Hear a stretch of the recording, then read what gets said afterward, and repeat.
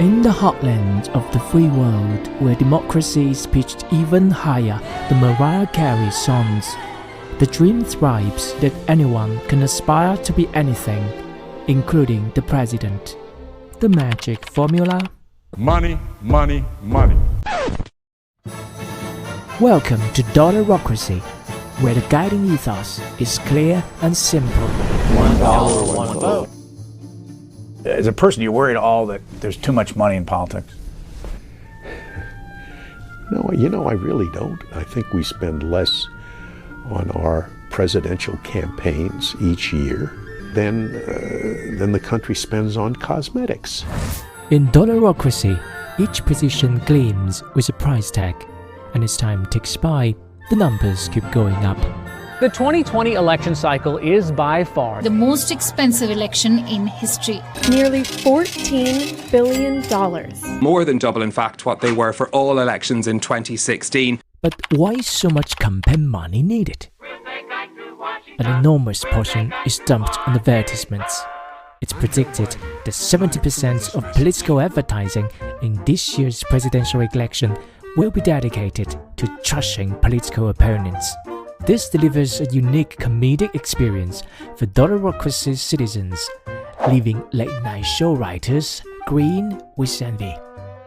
White House Senior Living, where residents feel like presidents. Look, I'm very young, energetic, and handsome. What the hell am I doing this for? Where does all the money come from? Not many politicians sell their real merchandise to raise funds. Americans need a Bible in their home, and I have many. More often, small individual donations trickle in like a leaky faucet.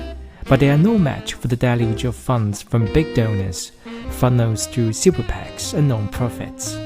The top 100 donors in the 2022 midterms significantly outspent the 3.7 million people roughly who gave small donations. We don't have time for each other.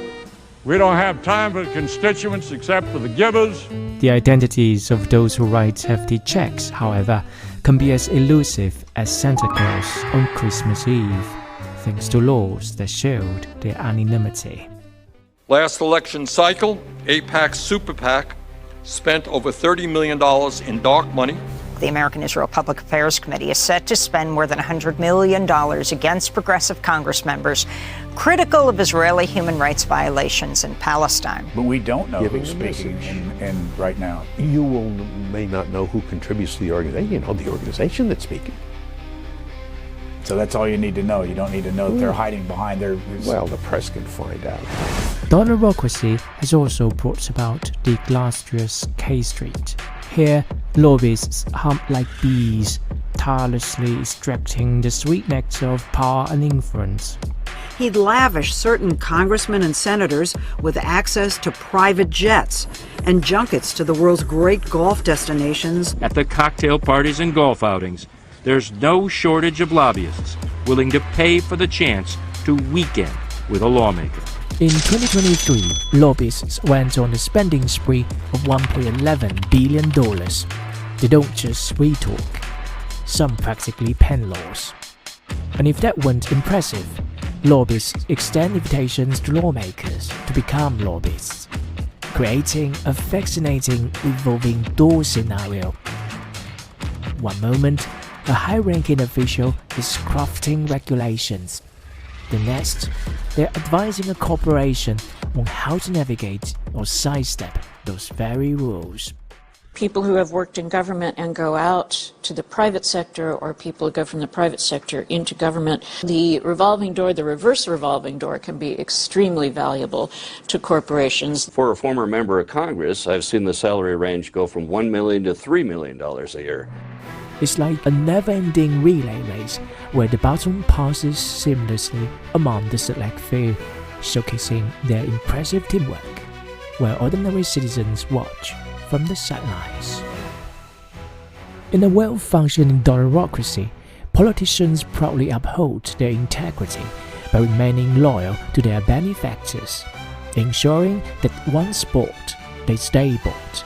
And thanks to the prowess of the military-industrial complex, the gas, oil and mining complex, and the banking and real estate complex. America has laid claim to an array of economic and societal marvels nowhere else to be found in the world. America has more guns than people in this country. Which is the most warlike country on earth, the United States. They made it okay for the President of the United States to say that climate change was a hoax. The richest 1% of Americans now has almost 13 times the wealth of the bottom 50%. And that's what sets dollarocracy apart.